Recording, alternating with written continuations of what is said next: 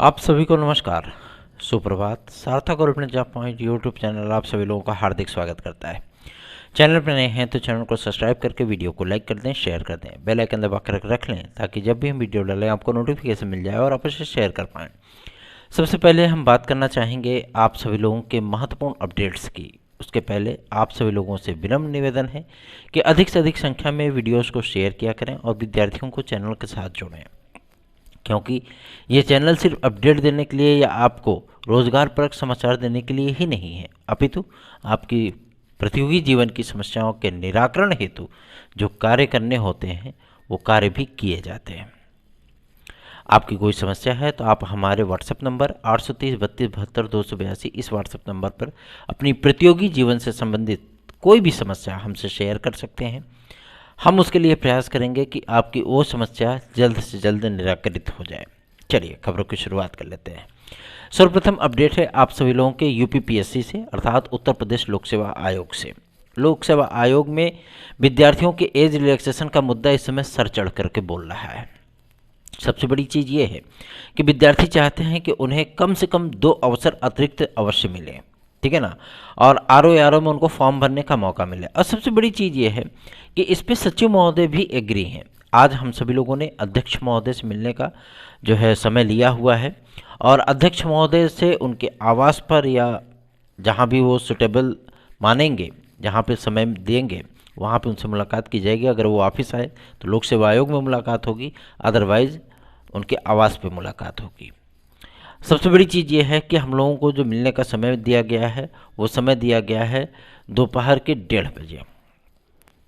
हम हमारे जनप्रतिनिधियों के साथ, मतलब कुछ गणमान्य विधायकगण भी हैं उनके साथ, और कुछ हमारे असिस्टेंट प्रोफेसर वगैरह भी हैं, उनके साथ जा कर के आज अध्यक्ष महोदय से मुलाकात करेंगे और आपके एज रिलैक्सेशन से लेकर के एलटी ग्रेड जीआईसी प्रवक्ता तक सभी मुद्दों पर बातचीत होगी।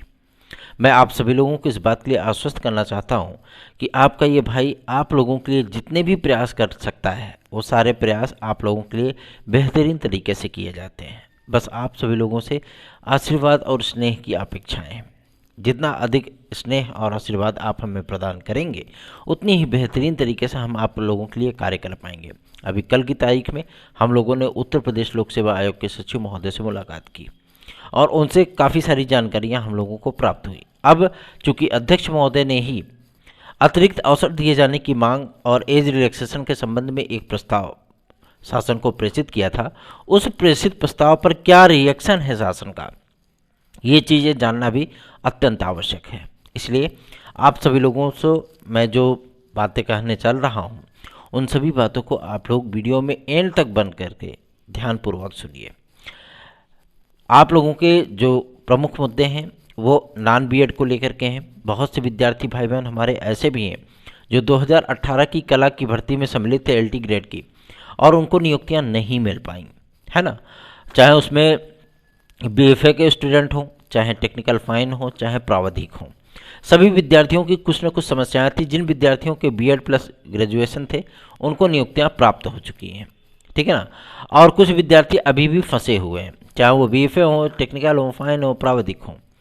अब वो विद्यार्थी हमसे पूछते हैं कि भैया हम लोगों की नियुक्तियां हो जाएंगी कि नहीं। देखिए, नॉन बीएड की कैटेगरी में आप सभी लोग आते हो, ठीक है ना, चाहे वो बीएफए स्टूडेंट हो, चाहे प्रावधिक, टेक्निकल, फाइन, ठीक है ना, ये सभी स्टूडेंट जो है वो नॉन बीएड की कैटेगरी में आते हैं।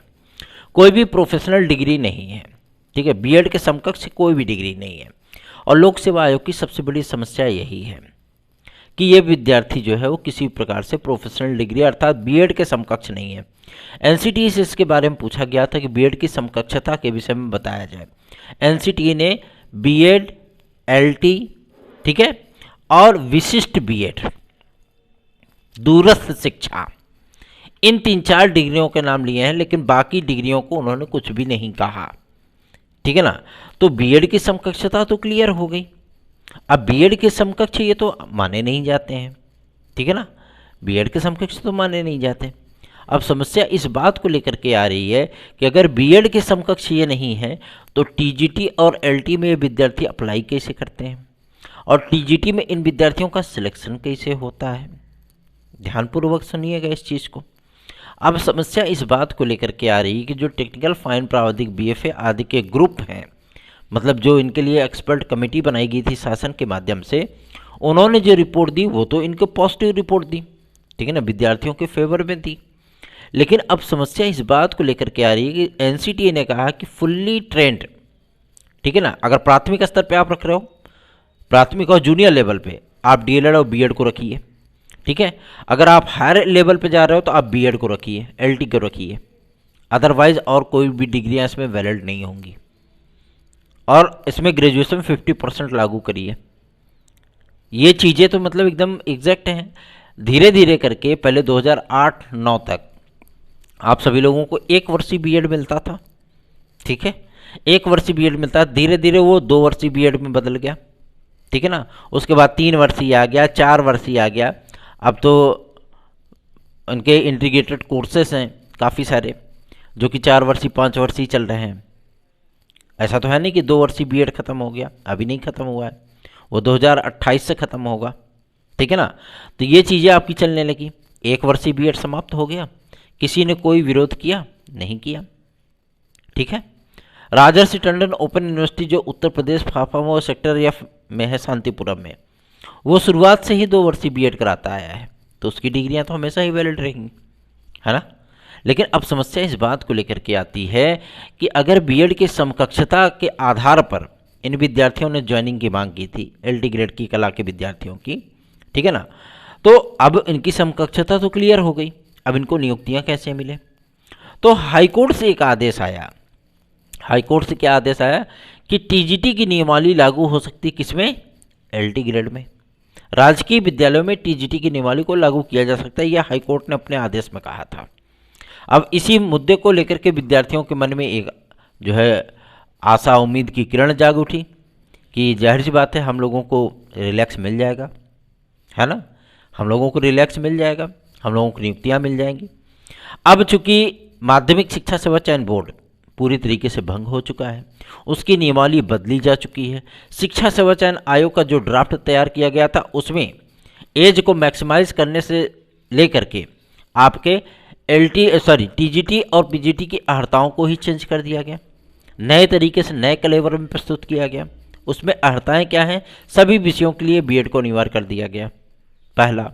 दूसरा ये पीजीटी में भी बीएड को अनिवार्य कर दिया गया।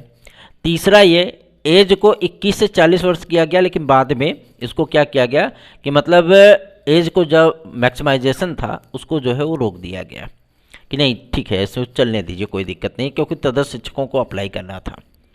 जो ये 27,500 की वैकेंसी आएगी इसमें तदर्थ शिक्षक रहेंगे, उनको वेटेज दिया जाना है, उनके सारे पदों का वैकेंसी है ये, ठीक है ना।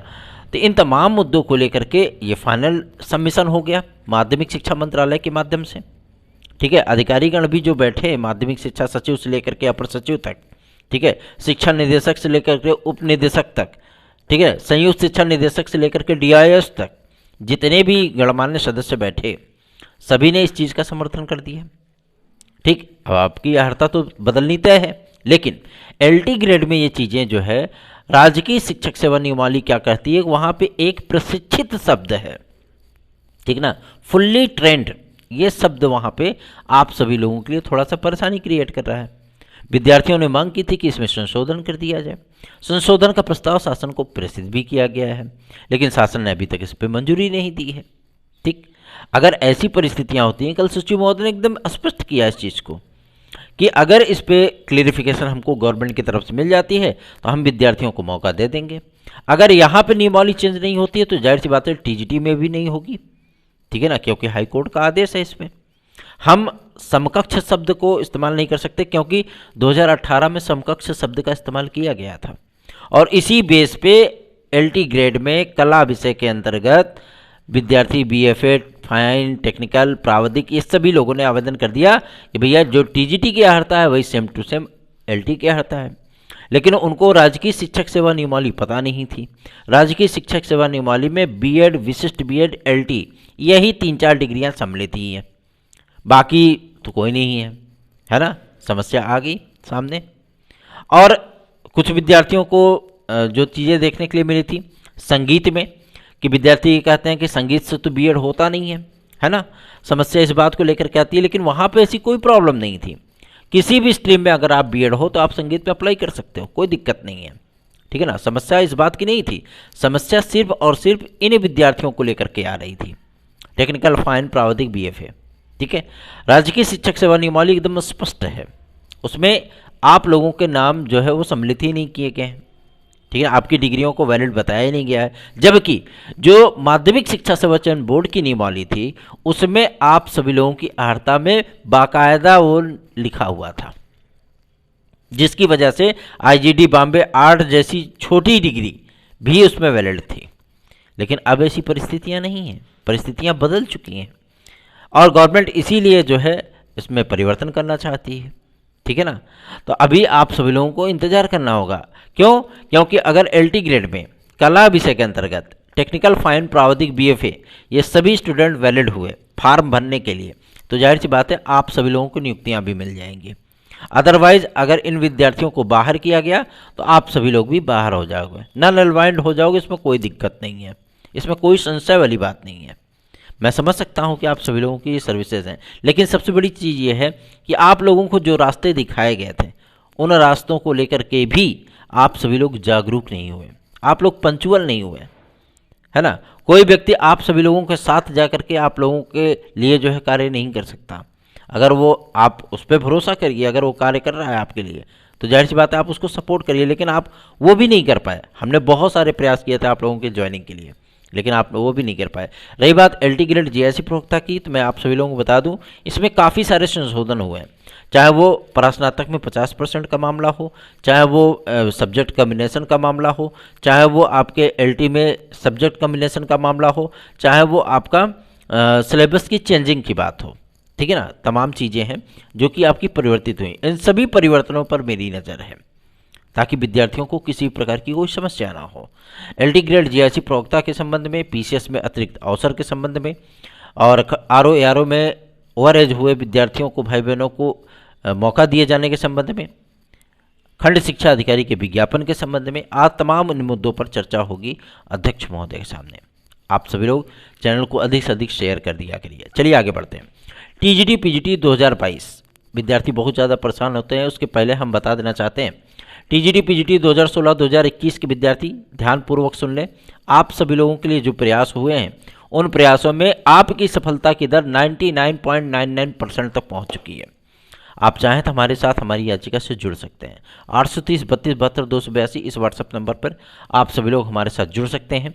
टीजीटी पीजीटी 2016-2021 के विद्यार्थी याद रखें 22, 23, 24 ये तारीखें आप सभी लोगों की फिक्स हैं, नियत हैं, इसके आगे हम किसी को नहीं जोड़ पाएंगे, एकदम स्पष्ट बता दे रहे हैं। थोड़ी सी टाइमिंग लगती है क्योंकि हमें इसे फाइनल सबमिशन करना है हाई कोर्ट में, ठीक है ना। तो आप सभी लोगों के पास अब केवल और केवल कुछ समय ही बाकी है, आप जितना अधिक चाहें हमारे साथ जुड़ सकते हैं। याद रखें 830 32 72 282 इस व्हाट्सएप नंबर पर। चलिए आगे बढ़ते हैं। शिक्षा सेवा चयन आयोग, आप सभी लोगों को मैं बता दूं आज की तारीख में एक महत्वपूर्ण मीटिंग का आयोजन किया गया है, ठीक है ना। और यह मीटिंग होगी शिक्षा सेवा चयन आयोग के ही संबंध में, ठीक। अध्यक्ष को, सदस्य को कितने वर्ष के लिए कार्यकाल दिया जाए, क्यों? क्योंकि इसमें डायरेक्ट इंटरफेयर जो है वो मुख्यमंत्री का नहीं होगा, डायरेक्ट इंटरफेयर इसमें राज्यपाल महोदय करेंगे। अगर कोई अध्यक्ष या सदस्य बनता है तो अगर मान लीजिए कि किसी तरीके का कोई ऐसी वैसी चीज़ें इशू आती हैं तो अध्यक्ष या सदस्य को हटाने की जो राइट्स दिए जाएंगे वो केवल और केवल राज्यपाल को दिए जाएंगे, मुख्यमंत्री भी इसमें कुछ नहीं कर पाएगा, ठीक है ना। इन तमाम चीज़ों को लेकर के ड्राफ्टिंग की गई है, ड्राफ्ट तैयार किया गया, ब्लूप्रिंट पूरा उसका तैयार हुआ है। इनके कार्यकाल के संबंध में आज चर्चा पर चर्चा होगी। और सबसे बड़ी चीज़ ये है कि आप सभी लोगों में बता दूं 25 तारीख तक चुनाव प्रचार भी है, इसमें भी व्यस्तताएँ हैं, लेकिन आप लोगों के बहुत जल्दी ही ये इंतज़ार समाप्त होने हो सकता है आज ही समाप्त हो जाए। शिक्षा सेवा चयन आयोग के संबंध में आज इस पे तमाम उन मुद्दों पर चर्चा होगी, नॉन बीएड के मुद्दे पे भी चर्चा होगी, साथ ही साथ टीजीटी की नियमावली को परिवर्तित किए जाने पर भी चर्चा होगी। जो भी अपडेट निकल करके आएगी सर्वप्रथम आप सभी लोगों को सार्थक government job point YouTube channel पर ही प्राप्त होगा। चलिए आगे बढ़ते हैं। अब बात करते हैं यूपी की। यूपी इस समय जितने भी आपके पेंडिंग रिजल्ट्स हैं उन सभी रिजल्ट्स पे काम कर रहा है और खुशी की बात तो ये है कि आप लोगों के ये परिणाम 31 दिसंबर के पहले पहले क्लियर हो जाने हैं, ठीक है ना। सबसे पहला परिणाम आप सभी लोगों का यदि जारी किया जाएगा तो वो होगा आपका वीडियो री एग्ज़ाम का, ठीक है ना। उसका परिणाम आप लोगों को जारी होगा, ठीक है। और उसके बाद इसी बीच में आपका लेखपाल का फाइनल रिजल्ट ये भी जारी हो जाएगा।